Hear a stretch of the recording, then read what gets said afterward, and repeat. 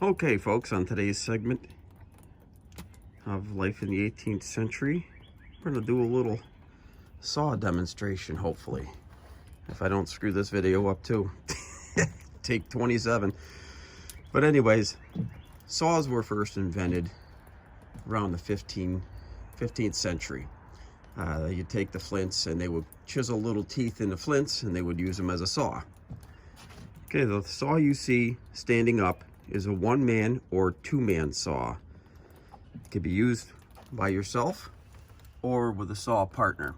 That handle down there, you unscrew that, comes out, and you can reinstall it up here as a one-man. It makes it easier to guide the saw, especially because of the length, the size of these saw blades. They tend to want to bind up when you're cutting something tough.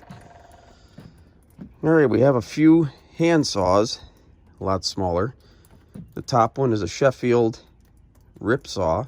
I believe that would be used by a cabinet maker because it's used to cut with the grain of the wood.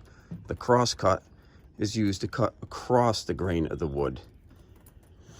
Now, there's various tools that are used to sharpen the teeth. As you can see, that's quite a large saw, and that sits in a handmade Amish saw vise.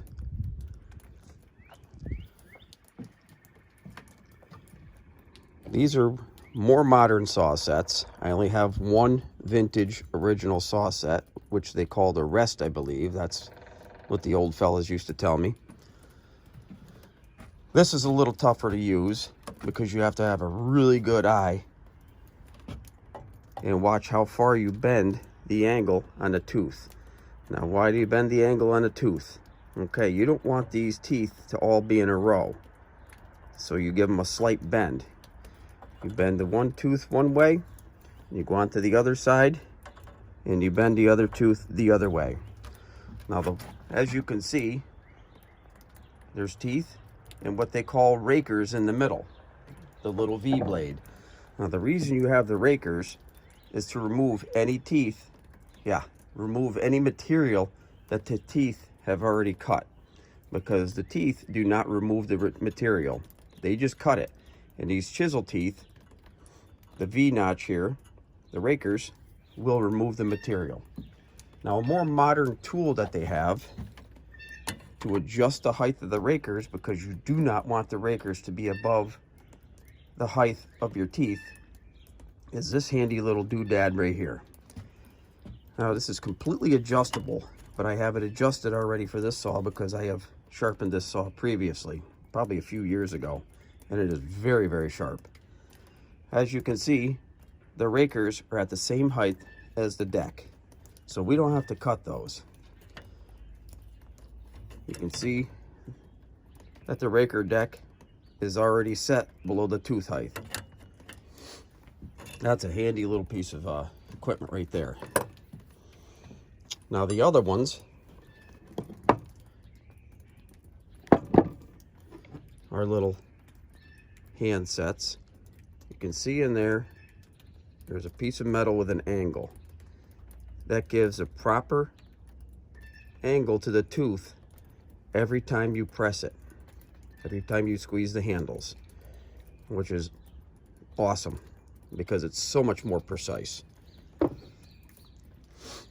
Now, on to the next. We have an assortment of files, all modern files, of course, because people like me take old files that are useless and we make flint strikers out of them. And we have a file card. Now, the file card is used to remove any metal filings that are caught in the teeth of the files. That gives you a much cleaner cut.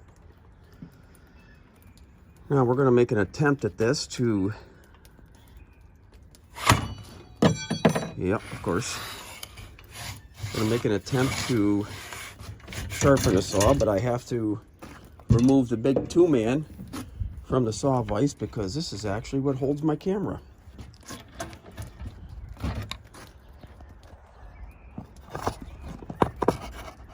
Because I wasn't born with three hands, unfortunately.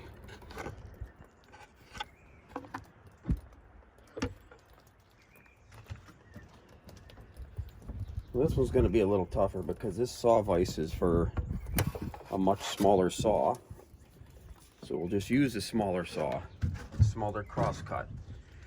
I really love the Champion tooth pattern. I don't know why, but I just have an affinity for the Champion tooth pattern. All right, this saw vise, you put the saw blade in, pull the handle up. I don't know if you can see that, but you pull the handle up and it holds, pull the handle right here up and it holds the saw.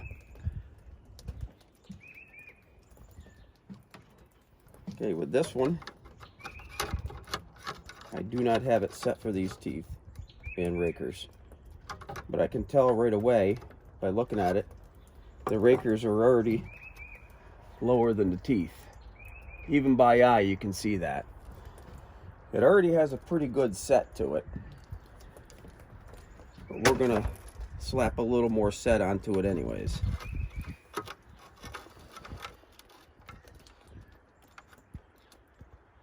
And that's it. You just go down the saw and you give it a little squeeze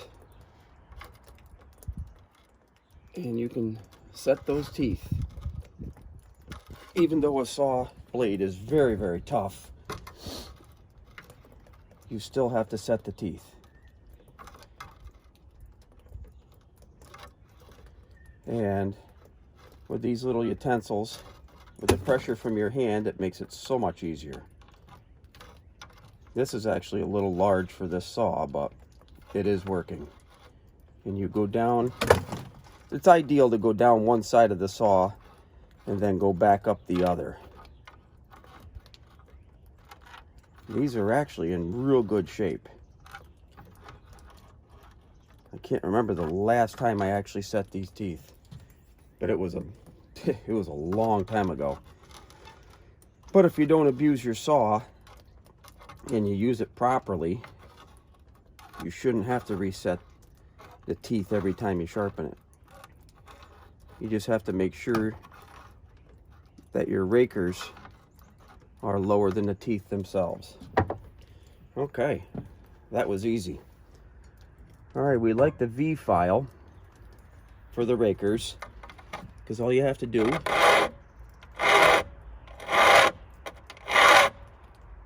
I like to do 4 strokes on each Raker,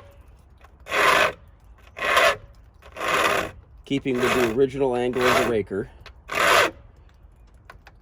I'm not going to do the whole saw, otherwise we'll be here for an hour. And I don't even know if my phone will hold that much video. Okay, those Rakers, I don't know if you can see, there's a little bit of shine to them now. I took a little bit of material off. They don't need much, as these things are actually really still pretty sharp. And on the teeth themselves, the cutting edge is at an angle.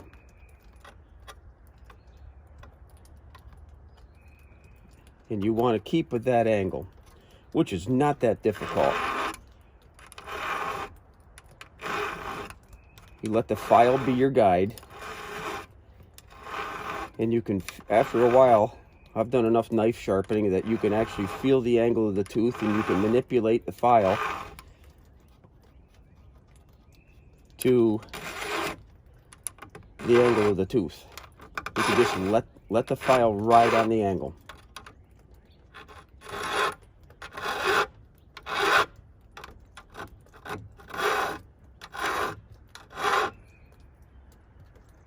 And that's about it. I mean, it takes some feel for it, and it takes a while to get proficient at it, but after a while it becomes almost like second nature. And being on this end of the camera and doing this like this, of course I'm a little nervous, but there we have it. Tools used in the 18th century. I hope today's segment was kind of fun. Boring as usual, but kind of fun, but gives you a better idea of how much work went into building forts and building homes, building tables, cabinets, everything of that period. All right, everybody, enjoy your day. Thank you.